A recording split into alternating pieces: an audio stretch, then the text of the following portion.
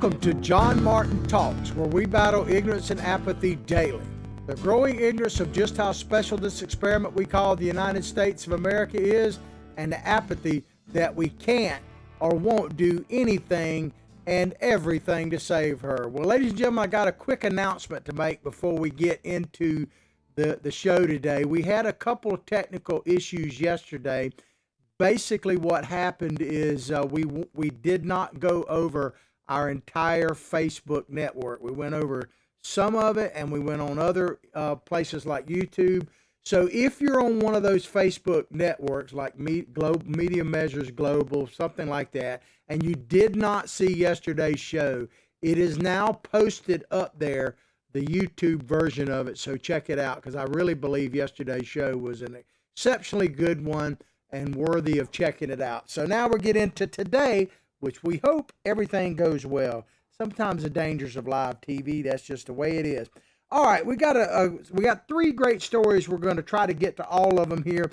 The first one is coming out of New York, and it's kind of happening in other states, and we'll explain. But Governor Cuomo has now come out and essentially said, or just absolutely said, that if you're going to go to a public university in New York, that you are going to have to be vaccinated come the fall in order to do that. And we're going to talk about that in just a moment. And then there's an opinion piece out of, I believe it's the Washington Post, that about Donald Trump, and it centers around Senator Lindsey Graham and some comments he makes. But the basic question they're asking is the GOP, is the Republican Party a prisoner of Donald Trump? In other words, whichever way he says it's going to go, that's the way it's going to go. And I'm going to expand on that because it's partially true, but not for the reasons I think the mainstream media is articulating. And as you can imagine, I have a slightly different view, and we'll expand on that in just a minute.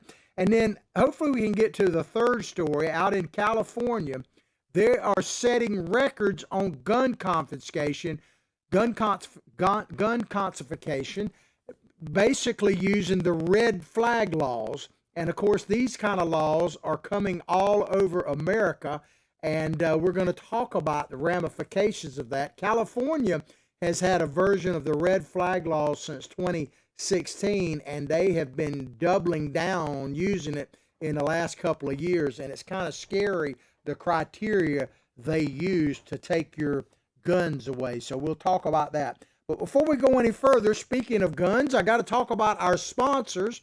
Our number one on the list is BDU, Big Daddy Unlimited.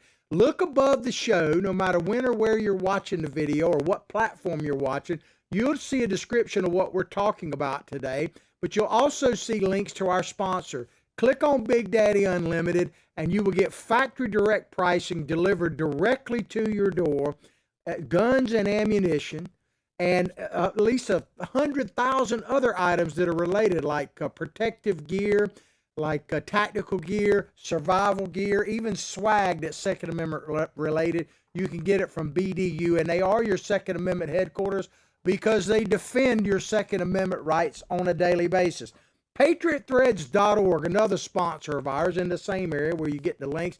They are a total fulfillment center, which means that you can have shirts made, quality shirts with a patriotic theme for charity events that you want to put on, and they will help you with your charity, getting the proper proceeds to them and everything else. They'll do it all. It's kind of a one-stop shop for that.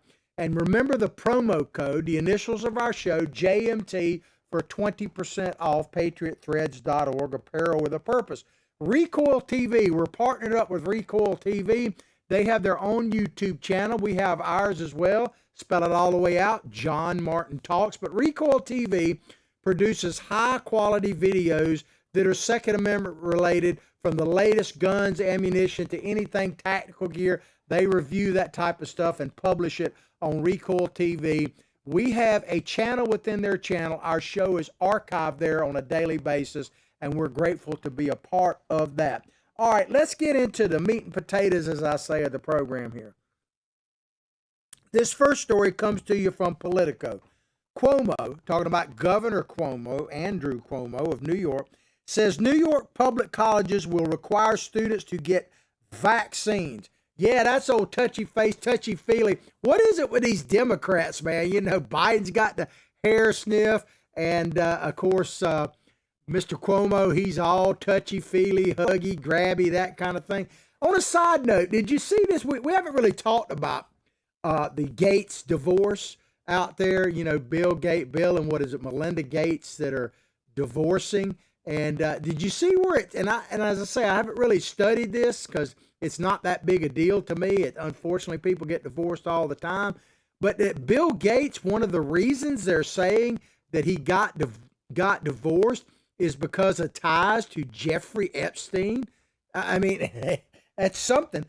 So I don't know what that means, but excuse me, I get choked up on it. But the Democrats, they're all about touchy feeling and grabbing a hold of. And Cuomo, you know, he's somewhat in hot water for that. But New York Governor Andrew Cuomo announced on Monday that State University of New York and the City University of New York will require COVID-19 vaccines for students returning this fall, assuming that the federal government gives full approval to the vaccines. So they haven't given full approval to vaccines for people like 18-year-olds and that kind of thing. So there's some issues with that. So the people I should have put this caveat at the top, but I'm going to go ahead and say it now. And this is part of social media, excuse me, and you get all caught up in these fact checking and everything else. So I want to put out this blanket statement, ladies and gentlemen. I am not an expert on COVID-19, although I've had it and know, you know, I've dealt with it. We did a whole show on my experience with it. I am not anti-vaccine. I am not giving medical advice. I'm not qualified to do that. I'm simply asking questions, which probably will get me in trouble, so in some form or fashion. And I am not giving out COVID-19 advice or information. I'm asking questions about this, and I will refer to studies and those types of things, but this is not a COVID alert or announcement of any kind. So that aside, let's get into it. So it's going to the state universities in New York under Cuomo are going to require COVID-19 vaccinations, assuming that, as I say, the government gives full approval, which they have not done as of this particular show. Now, by the time you watch it, they might have. But here's the question I have. So, and it's a question. So the people that need it the least, because every medical study I've seen shows that younger people are literally not catching this at a high rate. They're not carriers. They don't infect others, and they're asymptomatic at best. So there is ample evidence that these people don't need it as much. And of course, Benjamin Franklin famously said years and years ago to question authority. So the young people, are they going to question this authority? Or are they simply going to line up and comply? But the people that need it the least are going to have it the most. And you say, what do you mean by that? Well, they're going to have it because if you're a young person and you're starting out new in life and you're wanting to get on with your life and further your career, for many, many people, the first step is a college education. And so now you're telling young people that they have to have this vaccine in order to go to college. And now I know that this is not something new. I understand that we have required vaccines in the past and currently, and COVID-19 maybe falls into that category, maybe not. It's not like the polio vaccine or the measles or something, these things that affect young people dramatically. Do we, for instance, require young people to have a flu shot? I don't think we do. Some universities may. I'm not up on that totally. But flu is much more deadly to young people. In fact, we never really talk about it much. But I saw this gentleman, I can't recall his name. He was actually one of the Obama medical people under Obama administration. But he was talking about different flus and things that have happened. And the flu in 1957, which I hadn't really even thought about because I was born in 60, but it had a dramatic effect on young people. It was kind of the opposite of COVID. It was killing and harming young people at a much higher rate than what COVID is doing now. And we don't require vaccines for that. So I'm not an anti-vaxxer in any way. I think you should confer with your doctor. You should talk about it yourself, and you should do what you think is right for you. Period. That used to be the way we looked at things in America in general. So I'm not giving COVID advice, but I will tell you this. And, obviously I'm not planning on going back to college right now. I've already been there, done that, got the t-shirt and the little plaque on the wall at the great University of Florida. But, I've had COVID-19, and my doctor told me, and this person is somewhat of an expert on this issue, told me that I should not have a shot now for at least 6 months, and that I should evaluate it at that time, get antibody tests and everything else, because there is evidence, according to doctors, that people can have an adverse reaction to it if you already have the antibodies in your body. So, and basically that's what the shot does, right? It creates this antiviral, antibody deal. So I already have them. So would I be required to get a shot if I wanted to go back to college, especially in New York? It sounds like it. So I just have questions here about, is this based on science?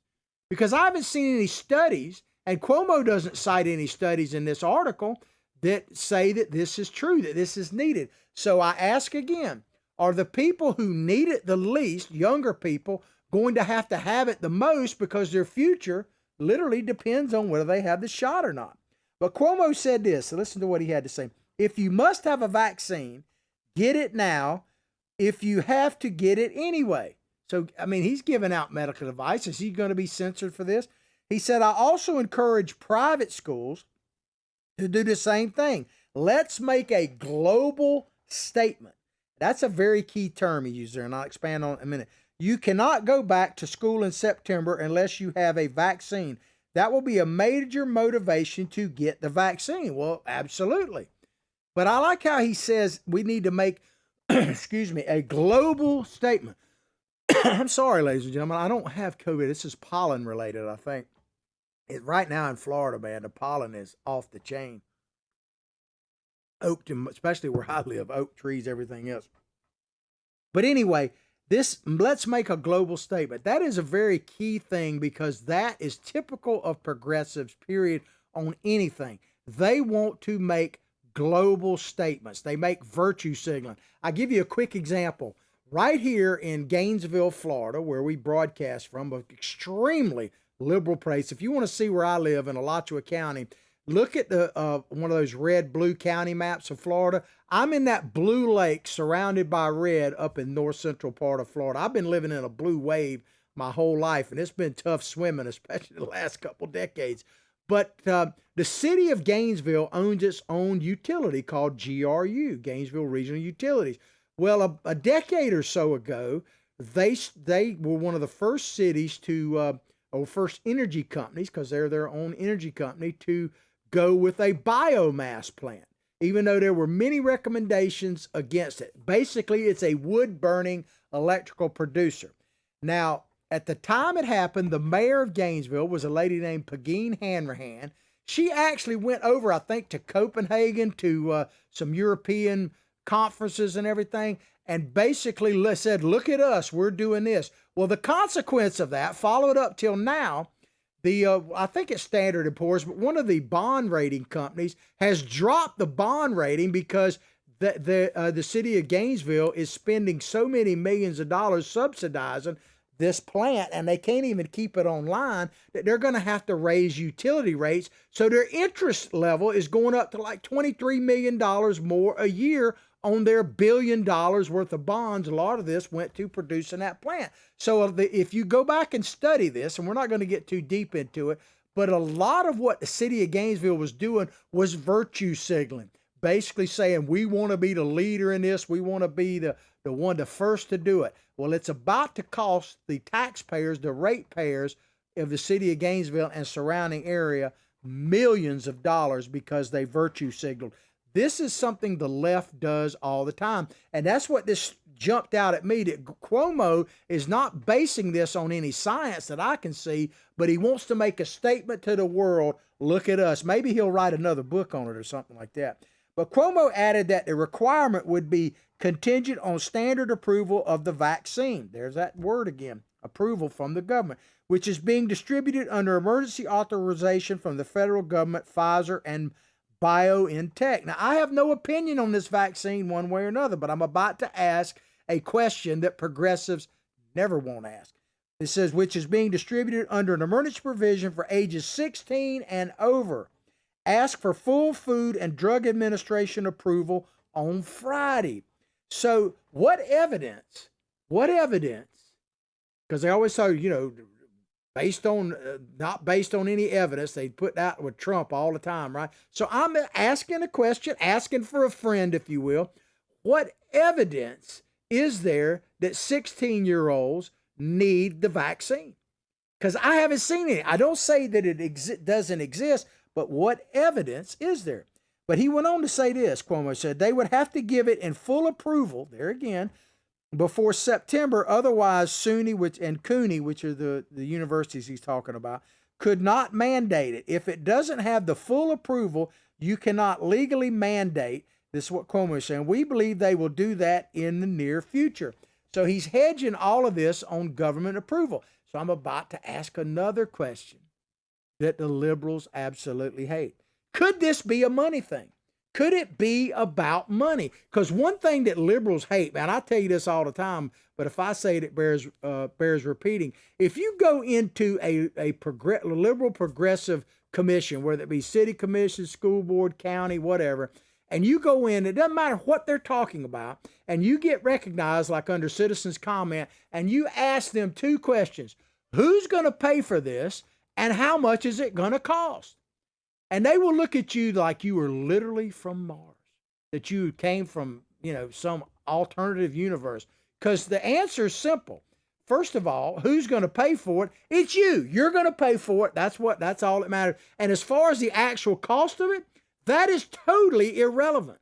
It is a completely irrelevant question. You remember even Ocasio-Cortez, when she only gave us 12 years to live, she said, you're talking about the cost of the Green New Deal. Why even worry about the cost? Progressives don't worry about the cost. Just like I said, the local city commissioner had no concept of the cost of this plant that they did and what it was ultimately going to cost the ratepayers. The voters are going to figure it out. Maybe they vote for them, maybe they won't. But cost to progressives is irrelevant, because if the policy is right, then it's all about the virtue. The policy is right. The cost doesn't matter. All you got to do is look at what's happening with the Democrats and Biden right now. Money, man. Make it rain, baby. And this is a side note. I saw this on, so don't hold me to these figures, but I saw this on the local news last night. This is happening everywhere, but they had a list of how much money local entities like county government, city governments were going to get from this Biden COVID relief project. And I want to say that our county here, Alachua County, is going to get something like $32 million. Well, I guarantee you they're not going to fill up one pothole with that. And south of us, Marion County is getting like $71 million. And the city of Gainesville is getting like $20 million here and stuff like that. It's just unbelievable. They're just throwing money out like it's, manna from heaven. I got to tell you this quick story. I think I may have already said this a couple of weeks ago, but if you want to know about money, and again, I am not giving out COVID advice or whatever. I'm not even being critical of it, but I have a good close friend of mine who is a pharmacist, and I'm going to let him remain anonymous. But he makes for a major pharmacy chain, and they're giving out the COVID shots here in Florida. And he said that he's working just like crazy because all of his assistants, pharmaceutical assistants, they're all giving out the shots. He's working on his own basically. And the reason that they got all hands on deck is the federal government is paying this pharmacy chain $150 per shot. Of course, some people got to get 2 shots, right? So that's $300 if I'm doing the math. But $150 per shot. Do the math on that for the millions of people. I'm not necessarily saying that that's a bad price. I really don't know. I don't have the expertise in that. But I do know this. At $150 a shot, and you put it up to say that, you're going to get, say, 200 million people, vaccinated, maybe 350 million people vaccinated, and some of them are going to have to take 2 shots. There's a lot of ching-a-ling going on out there. I'm just saying, I'm just asking the question. Back to this story. About 394,000 undergrads and graduate students are enrolled in the 2 systems there up in New York. And I guess that's in SUNY system. And another 274,000 are in the CUNY system. So that's, what is that? Over 500,000 people. Campuses, all 5 New York boroughs. I would wonder, how do the young people feel about this? You know, I'd love to see some polling on the people, how they feel about this. Are they just going to line up and take it? I mean, I would assume the vast majority will, because really, I mean, what choice do they have? They want to get into college. They want to further themselves. They're ready to go. They're out of high school. So I would assume that most of them will take it without question. And I'm not even questioning it myself. I'm simply pointing out that the people who need it the least, according to scientific research, are going to have it the most, because their career and their future literally depends on it. Some New York schools, including prominent private schools like Cornell University and New York University, already require COVID vaccinations for returning students this fall, with exemptions for medical and religious reasons. And I say, based on what? Based on what? What science are they basing this on? Because I don't see it. I'm not saying it's not out there. If you have some references, for instance, that show me, I'd be happy to look at them, and we could even talk about it on the show. But I haven't seen any evidence that young people in a massive way are really in danger of COVID, either personally or even spreading it. I just haven't seen it. And here's the other thing. I wish these liberals, like Cuomo, would actually care about life as much as they claim to. Because to me, it all smacks of politics, because it's interesting what lives actually matter, whether it's Black Lives Matter. One thing we know, if you're a baby or you're in the womb, your life doesn't matter. Remember this video here from Governor Cuomo a few years ago when they signed this abortion expansion bill? It basically, one of the key things, and they don't really talk about it too much, it's very minor in the news coverage of this, but expands abortion till even the baby already born, like Governor Northam talked about in Virginia, as the late, great Rush Limbaugh said, the 4th trimester. But I want you to watch this, and what really is key to me is just how joyous they seem to be on signing this baby-killing bill. That's just the way it is. Check it out. In Albany.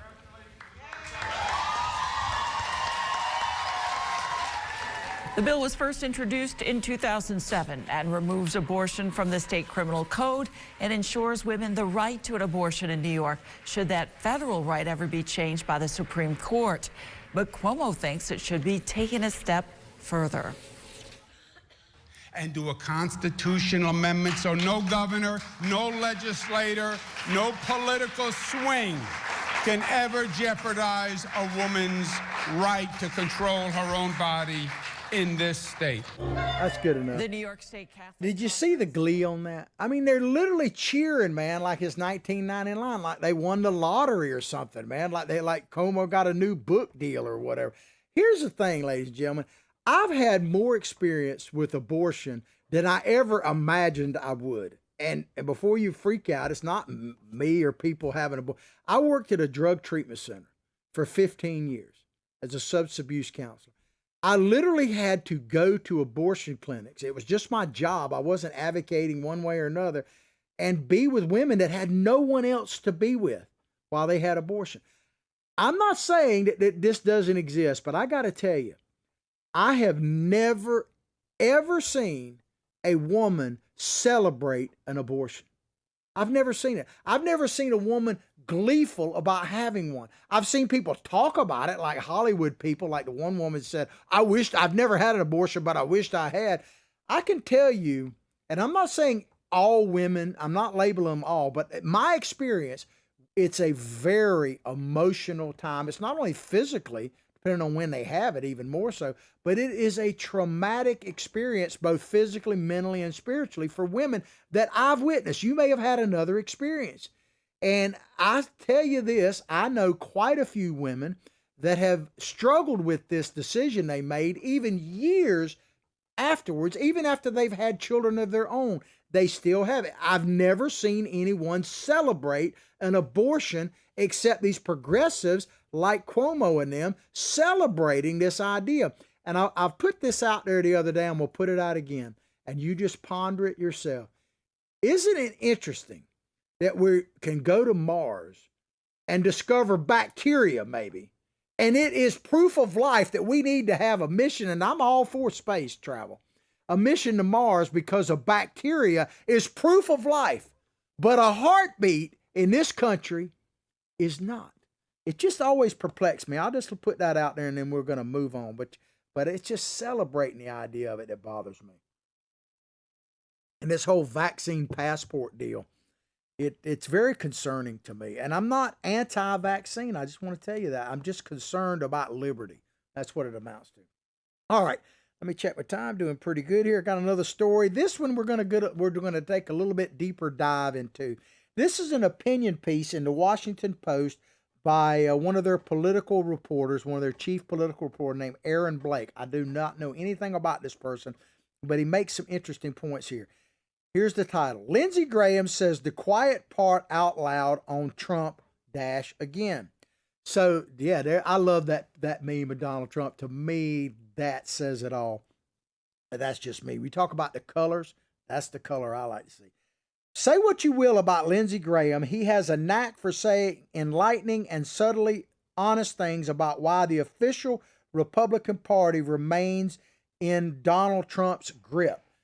Well, let me just say this about Lindsey Graham. He's a mixed bag to me. Before Trump came along, I'm going to tell you right now, I did not like Lindsey Graham at all. I thought he represented everything that was wrong with the Republican Party. Now, he even talks about this in some of the article, and I'm editing this because it's pretty long, so you can check it out yourself on the Washington Post. But Lindsey Graham, under Trump, actually became pretty solid. But Lindsey Graham even admits in this article at one point, I don't think I'm going to cover that point, but I'll say something about it real quickly, that, he wasn't a big fan of Donald Trump. Matter of fact, he ran against him, right? Yeah, right. Do you remember that? He lasted about a day. But he took advantage of an opportunity. I don't necessarily blame him for that, to get some things done. And he actually grew to appreciate Donald Trump.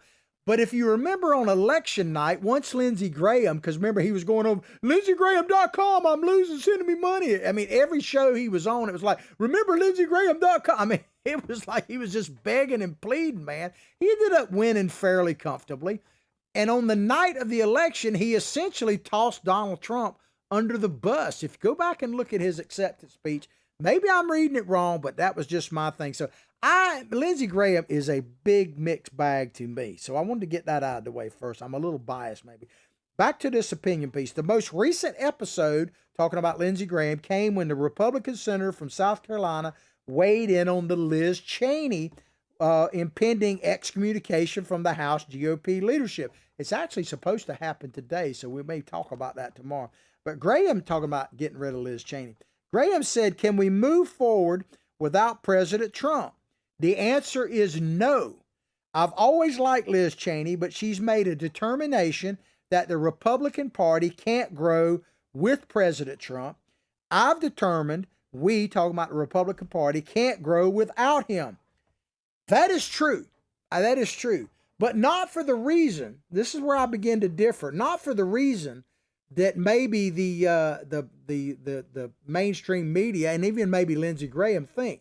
It's about this meme here. What really powers Donald Trump. Now, I'm not taking a thing away from Donald Trump. He is a unique human being in many, many ways, and I mean that in a positive way. No question about it.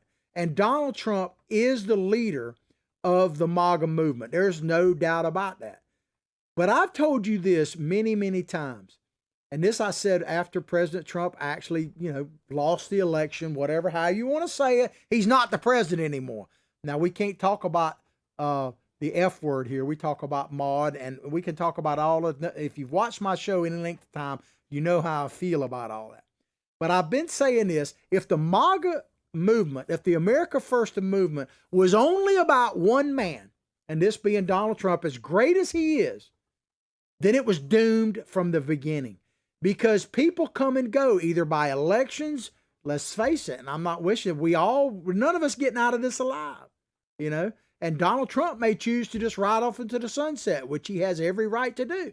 So if the America First agenda, the MAGA movement, was simply based on Donald Trump, it was never going to be ultimately successful because people come and go. That's just the nature of life. It has to be bigger than that, and I think it is. I think it is bigger than that, and that's where I differ from these people. The real problem, the reason why Lindsey Graham is right about the Republican Party doesn't have a future without Donald Trump, is that if he's powerful right now. If his people like me and people like you that are watching it get disgruntled with the Republican Party and decide to either stay at home, form a third party or something else, then the Republican Party is through. Now, I've been telling you all along, my only political goal right now, it's probably not fair, but it's reality, is to stop the progressive takeover of this country, period. So I judge you whether you're running for president, park bench, Park Avenue, outhouse, White House, it don't matter. I'm judging you right now on whether or not your appointment or your election, depending on whatever position you're seeking, stops the progressive takeover of this country. If it doesn't, then you're not my guy. You're not my gal, period, Republican or not. I hadn't found any Democrats that are doing that. Matter of fact, I'm talking about the leadership. They're actually on steroids trying to do the progressive takeover of this country. That's what Biden's speech, by the way, the other night in front of the, whatever they want to call that joint session of Congress, the 20 people they had in there socially distanced by 10 miles. If you go back and listen to that speech or read the text of it for that matter, if you can stomach it, it is a blueprint for the progressive takeover of this nation, making the American people dependent on the federal government from cradle to grave and maybe even beyond. But Trump is, yes, he is the primary force behind this. I'm not taking a thing away from it. But it is the American people that they're afraid of. That's why they're attacking all these things about January 6th and all that kind of stuff.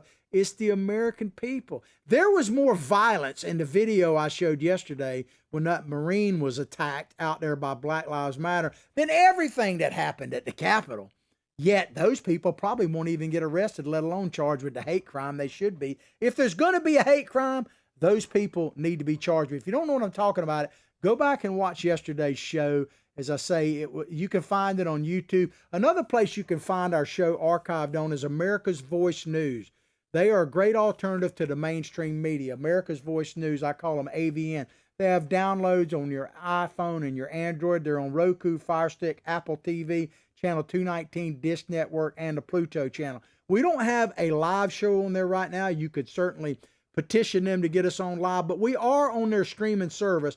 Click on it, look under the shows tab, and you'll see our show listed there in like 16-minute, easily digestible sections. Check it out. But I talked about this, a Marine getting viciously attacked, beat almost to death, and essentially accosted by Black Lives Matter. A lot of white people out there as well, with AR-15s and AK-47s in a neighborhood in Portland in broad daylight. Don't get me started on that. Look at the show yesterday. I went into a lot of detail about that. But it's you, the American people, never forget this, that are really the wind behind the MAGA sail. There's no doubt about it. On its surface, back to this article, this opinion piece, is simply Graham, talking about Lindsey Graham, saying Trump is a good thing for the party, that he helps it grow. Trump brought the White House working class voters. It might be raw political calculation rather than principle, but at least it's an argument. Well, he's right about that, this writer, that Trump brought a whole different type of voter to the polls. And even though he's not the president now, he did it in 2020 as well. Look at the Florida model. I tell you all the time, man, I'm American by birth, but Floridian by the grace of God, and I'm appreciating it more now than ever. Welcome to the free state of Florida, baby. But we did it right here. And I'm not just talking about Donald Trump winning. I mean, he got like 2 million more votes or something like that in Florida than he did in in 2016. But we got it right. We got the vote tallies right. We did it within less than 24 hours. They had the total results from Florida. I think Florida was declared for Trump around midnight. But really what the Republican Party did right is look at the coalition. And I give both the state Republican Party and the national and Donald Trump, of course, credit for this. They put together a winning coalition that if you could duplicate everywhere in the country, the MAGA agenda would just be sailing, man. So God bless the USA. God bless, and I thank you, Lord, that I live in the state of Florida. But they need to copy. If you're wondering what the Republican Party needs to do nationally and state by state, they need to copy the Florida model. But look a little closer, this writer says, and it's pretty remarkable admission. Not only is Graham saying Trump helps the party grow, he's saying Trump is an irreplaceable necessary ingredient for that growth. I don't agree with that. I do not agree with that. Now, understand, I'm not saying that Donald Trump, and they talk about it here in a minute, couldn't kill the thing by coming out and saying, everybody, we're going to join a third party or something like that, which he has done just the opposite, by the way. I'm not saying that Donald Trump can't help or hurt the Republican Party. I'm saying that the future of the Republican Party, if it has one, and I think it does, is us, the American people that supported Donald Trump, coming out and supporting him or someone else. The MAGA agenda is about the American people and the people who are fed up with, as Donald Trump said, with the ridiculous BS. We're just fed up with it. And he may be our last best hope. But as I say, like President de Gaulle said when he retired from being president of France after World War II, they said, how's France going to go on without you? And he reminded us something that we need to hear. He said, the graveyard is full of indispensable men, and of course women too. Because if it depends on one person, that it's over. There's apparently no way, getting back to this opinion piece, there's apparently no way in which the GOP can grow as a party unless one specific person is involved. He says Ron DeSantis can't do it, Nikki Haley can't do it. Without Trump, the GOP is at the very best stuck where it is. And again, I'm going to repeat this in just a second or go into it any further. I agree with him in the sense that there is no personality anywhere remotely as great as Ron DeSantis is. He's not a close second to Donald Trump because there is only one Donald Trump. And I don't know that there ever will be another one.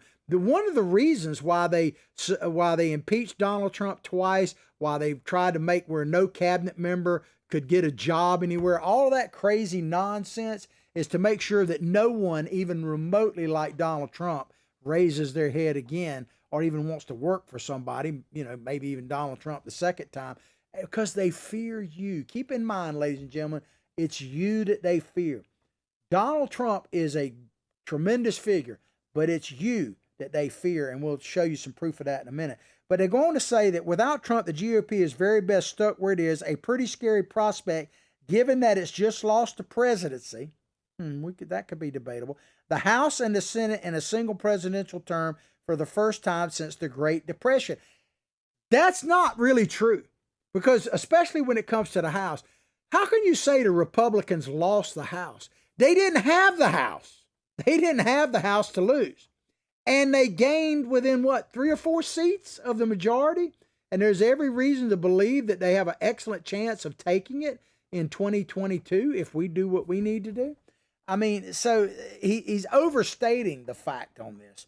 And as far as legislatures and governorships and all that, I don't think any of them changed hands from Republican to Democrat. In fact, they gained it, which is going to be crucial come 2022 because it's going to be Republican state legislatures that do the redistricting process that happens. So I don't, as terrible as it was to lose President Trump as president, it certainly was not a blue wave for the Democrats in any way, shape, or form. And believe me, the leadership knows that.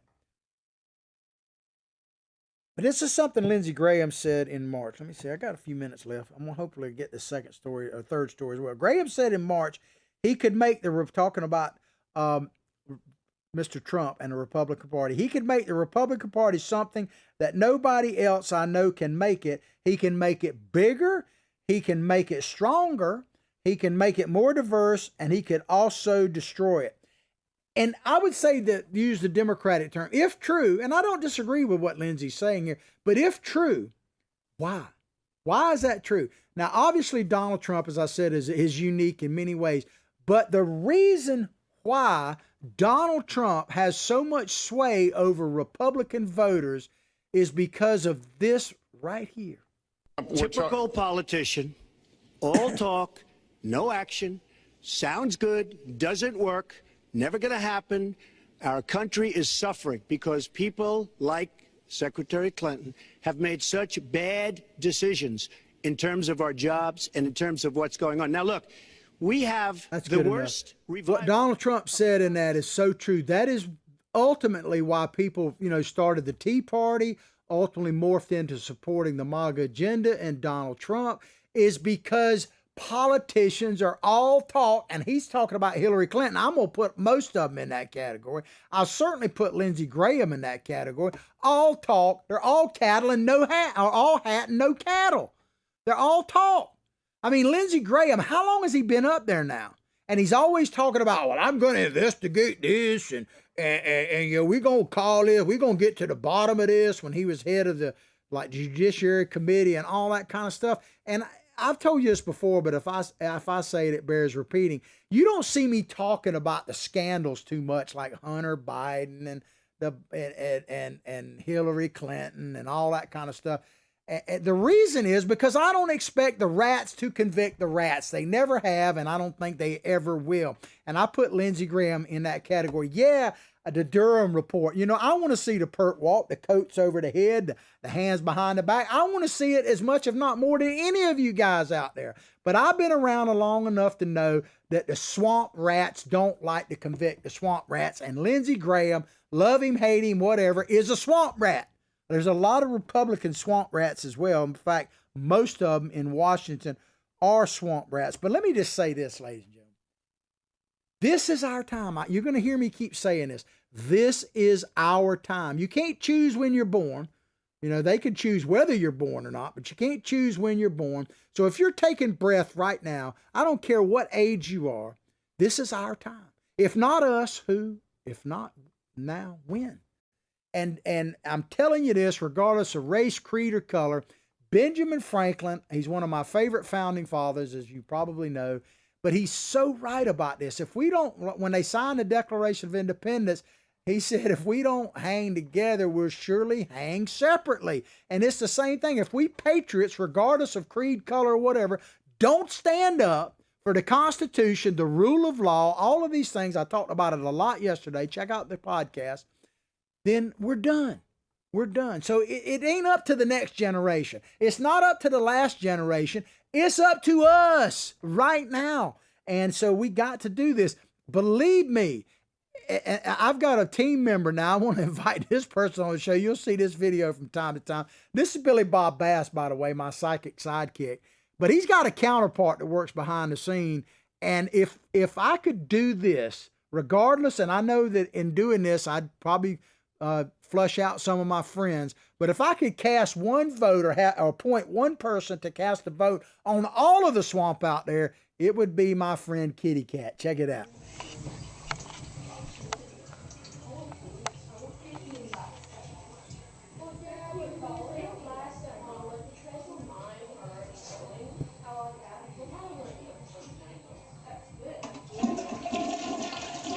Around the bowl and down the hole. Way to go, Kitty Cat. I'd flush the whole dadgum swamp. If I could make one vote, it would be to just drain the whole swamp, all kit and caboodle. Kaploosh! I would do it, and I think the vast majority of you would do it as well. But the bottom line on this, ladies and gentlemen, yes, the Republican Party is controlled right now by Donald Trump, but it's only because you, the American people, are the ones in charge of this. And we have chosen at the moment Donald Trump to follow. We can hang together or we're going to hang separately. And so I think it's more about us, the American people, than it is about Donald Trump, as great as he is. And he himself has said that many, many times. All right, we got a few minutes left. I want to get into this last story here because it's a bit frightening if you care about life, liberty, and the pursuit, not the guarantee of happiness. This is a Breitbart story. California saw record gun confiscations in 2020. Now, this is an actual SWAT team out in California going to take someone's guns that has been ruled under the red flag law. Check it out. California judges issued a record number of gun confiscation orders under the state's red flag law during 2020. Now, that is just for algorithm. That's a meme. It's not reality, but it is reality in the sense of it's happening. Breitbart News reported California's red flag law contained in the bill gun violence restraining orders took effect January 1, 2016. Red flag. What exactly is a red flag? It kind of means this could be a red flag for somebody, right? I still got my Trump sign up in my yard. That's not it, but I still got one in my yard. Does that make me a red flag? For some people, it absolutely do. I think it's a great home security thing, but that's another story. Red flag laws, I got an issue with them. I understand in principle what they're trying to do, but I don't like putting somebody else's rights in the hands of, a handful of people. Listen to this next paragraph, and it to me is scary. Southern California Public Radio noted that orders could result in confiscatory, that's a hard word for me to say, action without prior warning given to the gun owner. So they can come to your house, knock on your door, take your guns without any warning whatsoever. In other words, it says here, a judge could issue the order without ever hearing from the person in question if there is a reasonable grounds to believe the person is a threat based on accounts from the family and police. Well, I've got family that disown me because I supported Donald Trump. Are they now going to be the authority on whether I should have my Second Amendment rights without ever hearing from the person in question? Well, we're going to play this short video. This is Joe Biden. I guess he was right when he said this the other day. But no amendment to the Constitution is absolute. No amendment to the Constitution is absolute. He said it twice now. Once when he was signing a bunch of executive orders and once at his joint session of Congress. Do you realize if no constitutional amendment is absolute, then the Constitution itself is not? So I want to go all the way. I want to play this very short video at the very end here because they're saying if you're deemed a danger. Remember when Joe Biden said this? There are probably anywhere from 10 to 15% of the people out there that are just not very good people. Just bad, But not that's not very who good we are. people. That happens to be like 75 million people, which is the number of people that happen to vote for Donald Trump. I'm just saying out there, if you cherish your Second Amendment rights, you better get woke. You better start tuning into our show and spreading it far and wide because they are literally coming for your guns and they'll use any means necessary to take them. Look at what's happening in California. What happens there tends to spread across the nation. I hope you've enjoyed the show as much as I've enjoyed bringing it to you. Please go directly to all our social media sites, like them, share them with others, support our sponsors, as I said at the top of the show. I'll pray for your family. You pray for mine. God, we need to pray for this great nation because she deserves it and needs it now more than ever. But above all else, like I say each and every day, from my heart, from my family to yours, have a blessed day.